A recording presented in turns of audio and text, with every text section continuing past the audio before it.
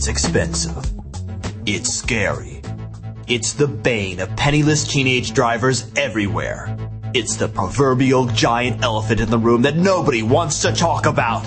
But no matter what you do, no matter where you go, you can't avoid it. It's car insurance. Oh, the horror. When you think about it, car insurance has to be one of the strangest things you'll ever buy. It's the only product in this country that you pay good money for every month so that you won't have to use it. And of course, if you do use it, the price goes up. Unless, though, you happen to use it too much, then you're likely to be asked to stop paying for it at all.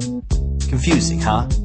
Well, you better get used to it, because like it or not, you're going to need it in most states. Trying to drive without auto insurance is against the law. Auto insurance is actually a very good idea, and not just because it can keep you from going to jail or paying hefty traffic fines. Auto insurance is like a safety net. It's there to catch you when you fall. Figuratively speaking, of course. But why do we need that net at all? I mean, it's not like you're planning on getting in an accident. Couldn't we all just promise to be on our best behavior and take care of our own problems? Well, as nice as that sounds, it isn't quite that simple. What happens when somebody doesn't want to play along? What? All it takes is one bad apple to ruin it for everyone.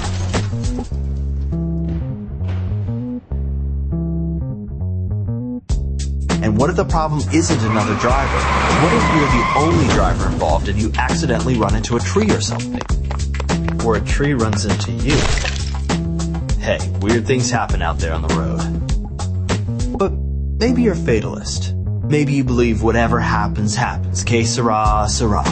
You figure as long as you don't have to pay an insurance bill every month, you're more than willing to pay for any damages to yourself or to your car if you're ever in an accident. Sounds good, right? But what if you're not the one who gets damaged? That's probably going to cost a bit more than you can make flipping hamburgers over the summer. See, this is where insurance comes in. If you're ever in an accident, automobile insurance transfers the financial risk for the accident to the insurance carrier instead of the driver. Without automobile insurance, every driver would run the risk of being financially responsible for every potential accident they would ever be involved in, which would make even a simple trip to the store a very, very dangerous drive, not to mention expensive. Having auto insurance is kind of like having a rich uncle or fairy godmother in an emergency. If there's ever a disaster, the insurance company is there to make sure everything gets fixed and you can get back out there on the road and driving again. Ah, insurance fairies. Now, buying insurance for your vehicle isn't as simple as just walking into a store and picking one off the shelf. There's a lot of different types of automobile insurance out there, and you're going to want to make sure you get the one that's right for you and your car. After all, insurance that covers earthquakes, floods, and alien abductions might not be something you'd ever use. Unless you live in a neighborhood with a lot of UFOs parked on the street. Then it might not be such a bad idea. But otherwise, why pay for something that you're never going to need? The idea when buying insurance is to get what you need to be covered safely when you drive, without paying for extra insurance coverage that you don't really need. For starters, the main type of insurance you're going to be concerned with is known as minimum liability insurance. It covers a minimum amount of medical injuries and property damage in an automobile accident. Minimum liability insurance is the absolute bare minimum amount of insurance you're allowed to carry by law and still drive legally, and it varies from state to state. Be sure to check your guidebook and state supplement with this driver's education course for more information, and talk to your local insurance agent too. They'll be happy to help explain everything to you. Of course, you may end up needing more insurance than just the bare minimum. You might need to cover things like theft, car rentals, and collision insurance, and that's just for starters. There's a lot of different types of automobile insurance out there, and your needs might be different than someone else's.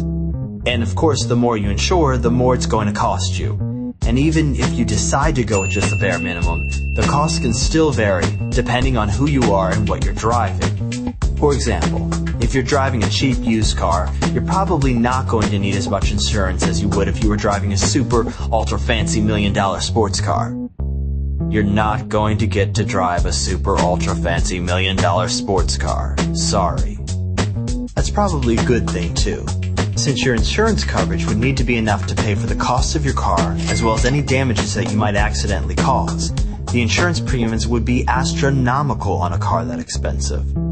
The insurance premium is the cost that you're going to have to pay for your insurance, and there's actually a lot more factors than just the cost of your car that goes into figuring out how much you're going to have to pay. Everybody is different. Your age, your car, your credit history, your driving record, they're all factored in when determining how much it will cost to give you adequate insurance coverage, and they change from person to person. While even taking a driver's education course like, say, this one, can affect how much you pay for your automobile insurance. It's all factored in, and your local automobile insurance agent will be able to help you determine the insurance cover that's right for you and your car. And remember, shop around. There's a lot of different insurance companies out there. By doing a little homework on your own, you can make sure you find the best service and the best rates. It's a lot to think about, we know, and it can get pretty confusing. But with some studying and hard work, you'll be able to get the proper insurance that's right for you. That way you can worry less about what you'll do if you're ever in an accident and concentrate more on not getting in those accidents. It's all part of being a responsible driver. After all, ask yourself, if driver A leaves Chicago at 3:30 p.m., traveling at 55 miles per hour, and driver B leaves Cleveland at 4:15 p.m., traveling at 60 miles per hour, how much is it going to cost when they run smack dab into each other? With responsible drivers and proper automobile insurance, you may never have to know.